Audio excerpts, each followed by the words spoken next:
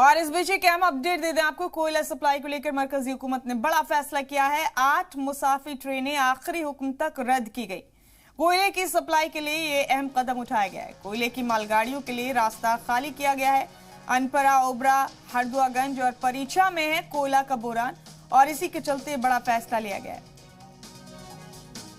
अगले फैसले तक कोयले की मालगाड़ियों को रोका गया है। ये बड़ा अपडेट आपको दे रहा है। कोयला सप्लाई को लेकर मरकजी हुकूमत ने बड़ा फैसला किया है। 8 मुसाफिर ट्रेनें आखिरी हुक्म तक रद्द की गई। वहीं कोयले की सप्लाई के लिए कदम उठाया गया। कोयले की मालगाड़ियों के लिए रास्ता खाली किया गया। अनपरा, ओबरा, हरदुआगंज और परीचा में कोयला का बहरान है और इसी के चलते